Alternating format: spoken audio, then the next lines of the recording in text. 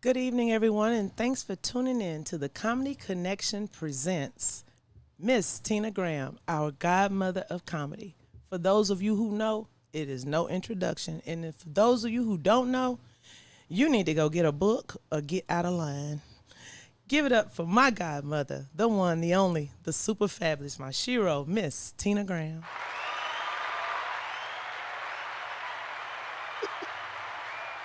Hi, Miss Tina. How are you? I'm good. I'm blessed. And highly favored. You look great. So good to see you again. You too. Good, It's good. a pleasure. Anything coming up lately at your comedy club that you have? No, not really. I kind of canceled everything because I'm going through a little crisis right now. Okay, all right. So that's been okay. I'm getting my I'll money pick it back together and up in come up. October once this is Great. over. Yeah. Okay, okay. So I'm gonna go in with my first question for the evening. Mhm. Do you feel that comedy has changed with doing time? When I say doing time, like putting your time in as a comic, paying the dues, or is that even relevant anymore to succeed? Put in the work is always relevant, but it's changed since I got in the game in the '80s when comics were doing comedy on purpose. You know, they had a purpose of doing it because they wasn't getting paid or, you know, anything like that. That you know, that the passion was driving them. They don't have the passion and the purpose anymore. To me, it's like I ask comics all the time, "Why are you doing comedy?"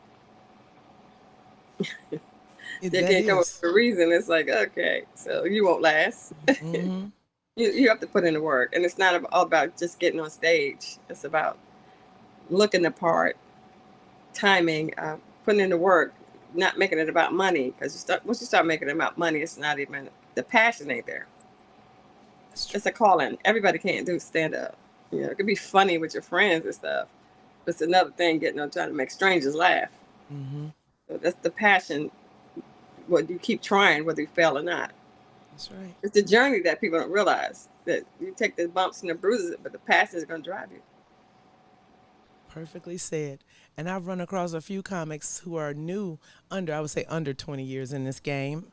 Hmm. Um, Ask a question, simple question. Have you ever heard of Miss Tina Graham? And I've just had just two or three who are now making what I call some money. No, who was that? I was like, you so need to get out of the game and the line because you're in the way. How can you? How can, It's in my mind. I didn't say this because I wasn't. It wasn't a coaching opportunity at that moment. But what I said is what I said in writing to that person. You might want to get it together because how can you not? You Well, are the that closest. that new I gotta give you some flowers. You my Apollo right now. This is the closest I'm gonna get to touching that log right now. Child, what you mean you don't know Tina Graham? Miss Tina Graham? you're funny. They know I'm now. just so serious. What is wrong with people? You heard of Bill Duke? Yeah. Well, you ain't heard of Tina Graham. You heard of Bob Sumner? Oh, but you ain't heard of Tina Graham. Who has it? What? Anything that's moving, that's shaking in comedy, Miss Tina is in it. And I Well, just me and want us Bob to used to get your be respect. Get together your back in respect the and your day. So flowers. whenever you That's see Bob, you saw Tina. So it was that. a I'm just what I'm thing. saying. Twins, bookends. What do you mean you don't know But Tina if they Graham? knew, they don't know because that was like 30 years ago. But It's a that's whole letting you different see ball they game now. still should know. It's like the Bible. You didn't read about Jesus either. Well, if you don't know, now you know, right? Oh, no, okay, and we can put that on the period. Well, you know today, I'm not gonna name your name, Mr. Two Comics, but y'all better get it together. So many superstars have been connected through you, and just legends in this game have been through you. And it's just like you know the it factor. You know what it is, and most people want to get it. I want to know, how did you develop that factor of knowing what funny? How did you know? You can look at somebody after 3 seconds. I think she got it. Well, I could tell once they hit the stage, I know they put in the work because they got material. They're not talking about what's on the front page. They got material that they thought out and they look the part. When you come on stage, you have to look like you want people to describe you because people don't actually know you. They just know what you look like. That's what they're going to describe you. If they don't know your name, they're going to be like, the one that had on or the one that said. They don't know your name. So you got to look presentable because the first thing they're going to do is try to describe you or something you said. You got to have something to say that's going to stand out too. You know, after a That's while, true. it takes time to develop a personality. A lot of these sitcoms ain't made from jokes; they're made for personality. Hmm. It's So true. whatever you're talking about on stage, that's how they develop you because they're telling them about you. Comics ain't ready till they start talking about themselves. It's so Anybody can true. come up with a joke. Jokes end up in joke books. Your life end up in a sitcom. That's it. That message, your you message. Segueing into Judy Carter, I got to give her some points too because that's that message of me that led me to this day and us in this conversation. And so, how many years did it take for you to finally get it?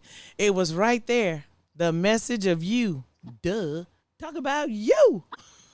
Yeah, and you got to have a point of view and observe everything. The thing is, if you listen and watch and observe everything around you, you can find humor in just about anything. What's going on in the world? People want to hear what's going on right now. You Hmm. know, even deaf comedy was subject to whatever was going on. These kids, that was 30 something years ago. And These it's kids still don't know relevant. about Rodney King. You You're just right. said, but who is that? It's like, do you know what a typewriter is? What is that?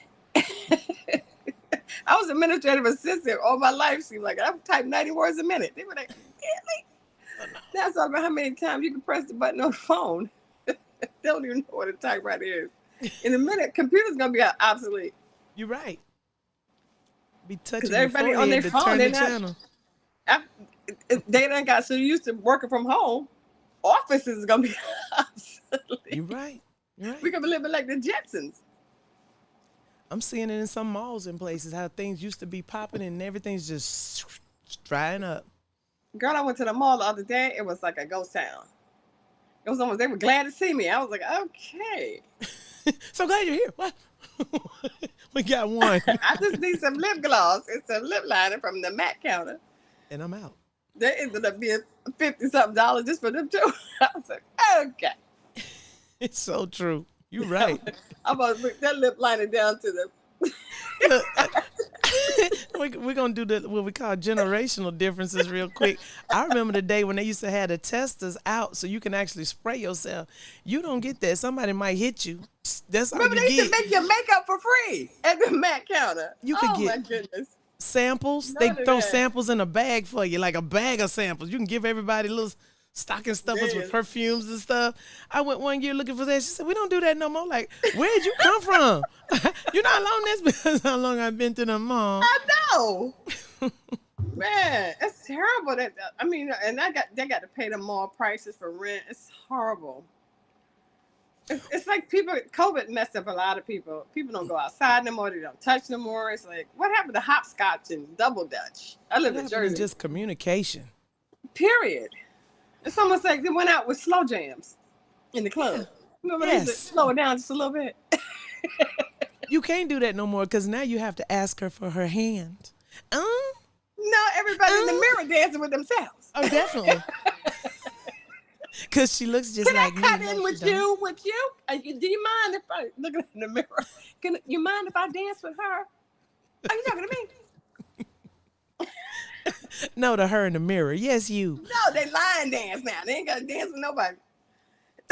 Child, you're right. You're Like, right. where them fans at? Where your fun And at? okay, exactly. Well, we'll go into one more question because I could talk to you, but like they say, you got to keep it going. And I'm sure this is gonna piggyback off of why why do most comics not succeed? And it's part, like you said, not putting in the time, right?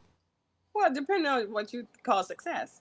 Some people have success in different aspects of comedy. Like if you want to be a comedian, you have to have a purpose. That's what I mean by passion and purpose. What's your purpose? What's your goal? Where do you see yourself in 5 years once you start? So you have to tap into the purpose. If your purpose is to be the best comic it is, you get out there and put in the work to be the best comedian you can. That means writing, staying on stage, taking the bombs, twisting the bombs. If you bomb on a joke, either fix it or go back and diss it. If three people laugh at a joke, fix it. Record yourself and see what your problem is. Just don't give up. Keep And going. that's right. Don't quit. Don't quit. And a lot of them don't succeed because they want success overnight. And they That's in it for the wrong reasons. If you're chasing money, get out the game. Because the thing is, everybody talking about I want a manager or agent. None of them write jokes. You do. And the thing, the agent will come after you. A manager got to have something to manage. You got to put in the work. It's like Shark Tank, baby. When you go to Shark Tank, you already got your shit together. You better. You're right. And now they got something the guys did, and agents didn't have social media. That's right. It was like Costco's. Let me get a sample of what you can do. Even these days, if you don't have nothing on YouTube, they don't know where to go now. That's true. It's like, come on now, YouTube is timestamped. You worry about somebody stealing a joke? If somebody wanted to steal something, if I want to steal something out of Macy's, I'm going to do it anyway. So, if you got to steal, that means your lifespan is stuck because you can't create. You as a comedian, if you can come up with jokes every time, you ain't worried about somebody stealing a joke. That's true. Yeah, right. Nobody can do it like you anyway. Because especially if you're talking about something that happened to you. That's why I tell you got to be creative and think outside of the box. Even if you got to create characters and stuff like that, those type of things carry over. It carries a lot of weight because they take on a life of their own. So they can succeed in that way. And some comics become producers or writers. Sometimes you can hear a comic's joke and he deliver it perfectly, but he has no stage presence. So the stage presence thing go out the window. But somebody will steal that premise because it's funny. A lot of guys, they have great premises, but they don't know how to end the joke by naming names. But somebody good will take that premise and make it popular. You're right. But like I said, it's a different aspect. You'd be a writer, producer, after 5 years, you should have your personality in check. People should be describing me by something you said, whatever. But like I said, it takes time. Everybody don't have the same journey. Right.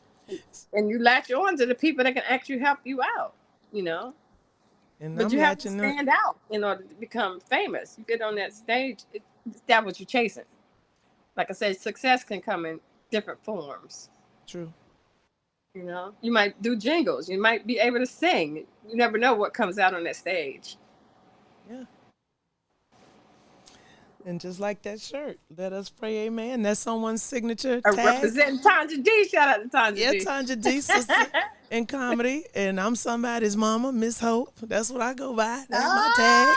You're somebody's mama. The good, them the two funny mamas, and that's Sherry and Kim Whitley. But I'm just somebody's mama. I'm somebody's mama. That's it. And I'm the godmama. Yeah, you are the godmother. These mothers. Bob gave me that. Yes. Shout out to Bob. And you are truly that. Well, the thing is, I'm more into developing comics, because the it factor comes worth a lot. It's a personality thing. It's how you.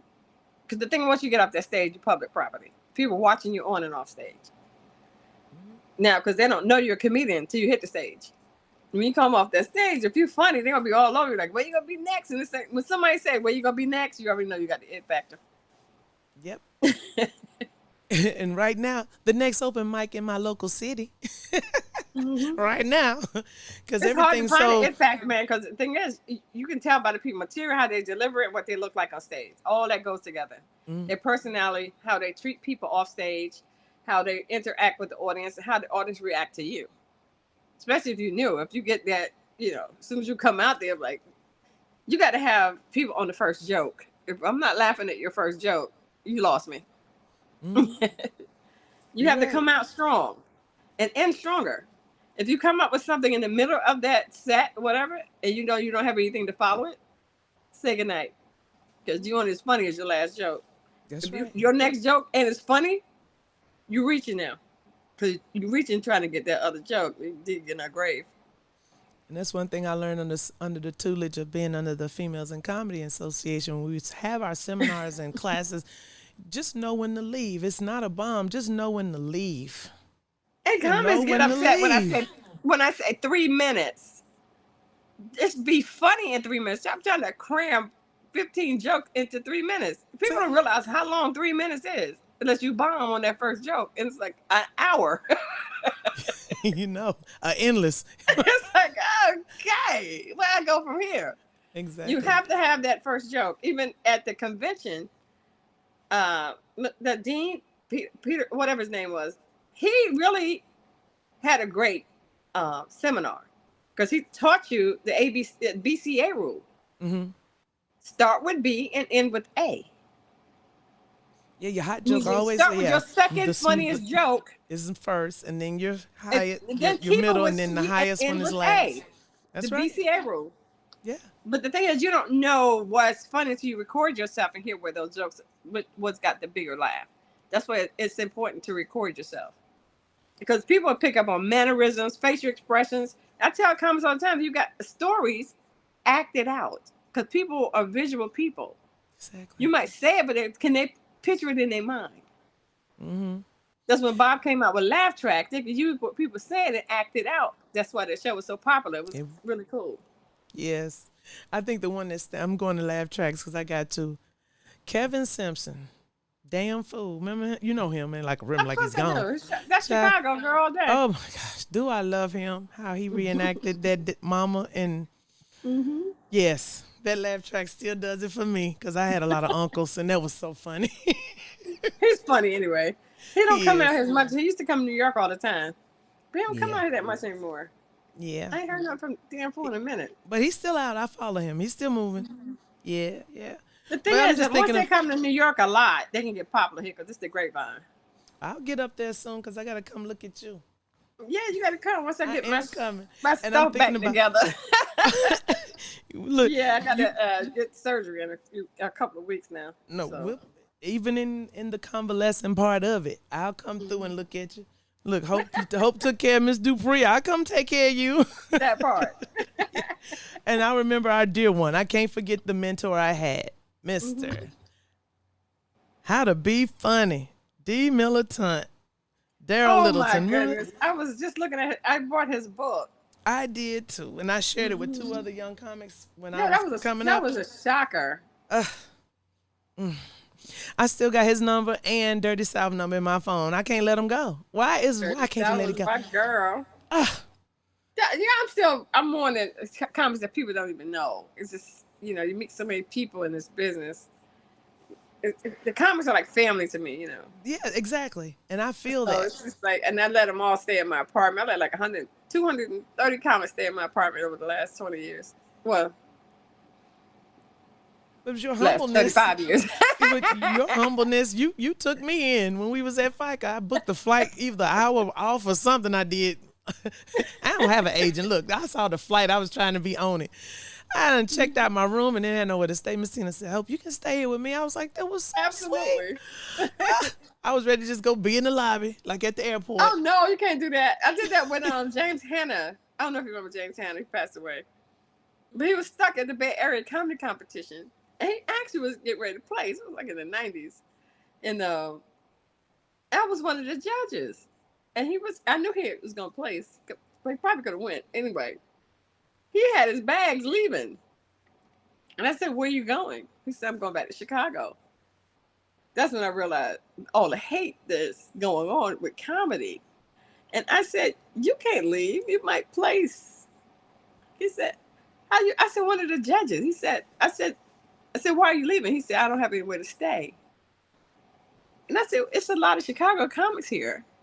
He said, "They don't like me." And I said, "What?" And I started naming names. He said, "They don't like me." I said, "Well, you can't leave." He said, "Well, I don't know what I said, "Look, I got 2 beds in my room. You can stay in one of my beds." He said, "You'll do that for me?" I said, "I'll do that for everybody. It just so happened, I don't want you to leave." He came in second. See? 2 weeks later, Stan Lathan called the office. This is I work with Bob at Rush Communications. And Stan said, "Tina, do you have anybody you think can write for this new show?" I said, "Really?" I said, "Yeah." It's a guy named James Hanna. He became the writer for the Steve Harvey Show. Look at that. So you don't have to win to win. These competition stuff, it's all about showing up. It ain't about winning. Because people are there looking for comedians. They're not looking for the winner. Because most of the time, they already know who they want to win. All right. But it's about being at the right place at the right time. I picked comics to be on Def Comedy Jam, Showtime at the Apollo, or uh, Bad Boys of Comedy, other TV shows, Spirit of Comedy, stuff that went straight to DVD. They didn't even know I was in the room. So always show up and be at your best. All right. Never diss the club. Never diss the people that's putting you on, because that's somebody's baby. And someone's giving you an opportunity to be on stage. No matter how many times you're on stage, you're getting something out of it. Try to get some Exactly. stage time in LA. Okay. Unless you through with Try a to get some festival stage like we time in New did. York. At least in New York, you can get as much time as you want if you're funny. Hmm. You know, everywhere you go, you gaining new fans. You always get something out of being on stage. You gaining new material, gaining time, whatever you need. And people don't realize how much stage time means in the beginning of your career. That's your money. Stop asking for money. You only got 2 minutes in comedy. How much I'm getting paid? I'm gonna pay you no attention. Step Man, aside. that goes back to the dues part. Well, no, not yet. I No, remember the back. thing is, why do you want money? You shouldn't ask for money. Period. That's the purpose and the passion. Because the thing is, the money will come. You need to be writing and getting on as many stages as you can and get outside your element. Some people are just complacent with where they live at. Then it's like, you go to New True. York? Yeah, I'm gonna go. You ain't ready for New York because you still talk about your city. Go see what's happening up there. Get out. You're right. All I'm saying, they have to stay universal. People, relationships, family, all that's funny. Because everybody got the same problems in their family. When people can relate, that's what makes it funny. True. But if you're Uh, talking about landmarks and stuff, when you go on the road, if you got those kind of jokes, do your homework. If you got a neighborhood joke or a bad neighborhood joke, find out the bad neighborhood in the area. that's And my advice to true. comics: when you're on time, you late. There you have it. Get there early so you can read the room, because your material might not work in that room, but you don't know that till you hit the stage. And if you get there early, you can see the room is full of women, or you can see that I got it. it's full of men. Adjust your joke accordingly. Exactly. If you don't have any jokes, that's when your improv skills kick in. Yes, Then you sir. do the crowd work. That's So if you right. get there early enough, you can see who got on what, and ear hustle, whatever, because people don't know you're a comedian until you get on stage. Walk the room and you don't. Yeah, you heard it all in one Read swoop. the room. Yep. You're right. And if your jokes are I try to tell comics to stay away from so much cussing. Because after a Amen. while, the cursing takes over the joke. It was like, what was the joke about? But he said MF 15 times. And I'm the queen of that word. I'm gonna pull it back just a little. Because the thing is, you limiting yourself, because you You're right. limiting yourself with churches, business, corporate, everything else. And clean comedy is what they're looking Yeah. for television. I mean, now you got Netflix and Hulu and all this kind of stuff. You can cuss and anything, but commercials and corporate, church, I mean, that's an untapped market. It's becoming big now. I have a show I'm doing. It's a competition, but it's going to be a TV show. Excuse me. Tina Graham's Clean Comedy Jam. Okay. I always got somebody interested in putting on TV, because it's almost like we miss Comic View, we miss Def Comedy Jam. With Dirty, all the TV shows. Martin Lawrence Presents, Who's Got Jokes. Um, what's the other one? I forgot. Anyway, I worked on quite a few of them. I went from clean to dirty, from dirty to clean.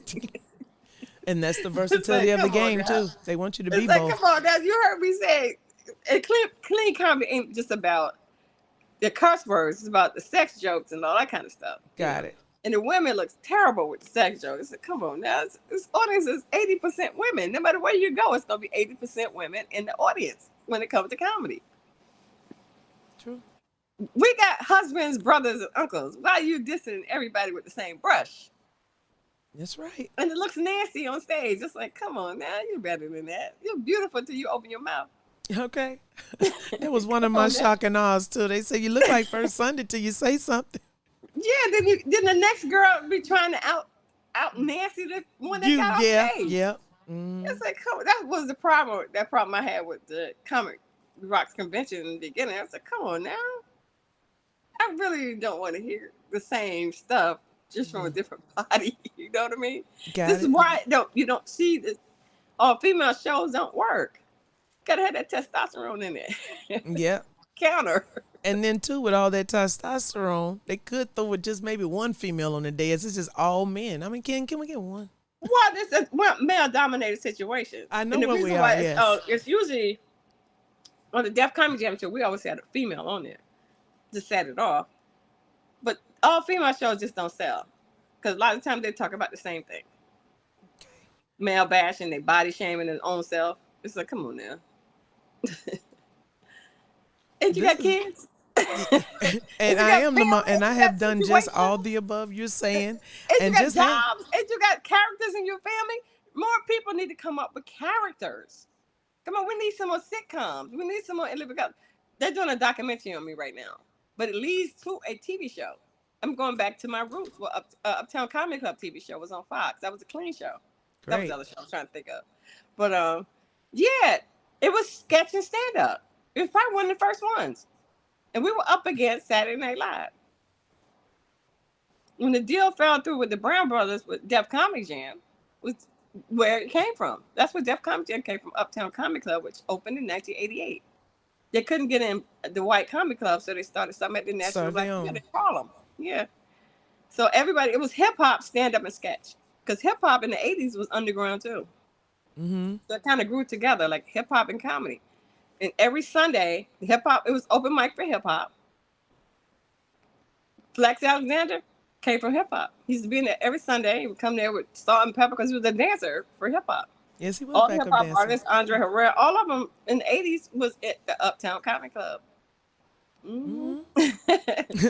There was two places in the 80s with Terminal D in New Jersey and Uptown Comedy Club in Harlem.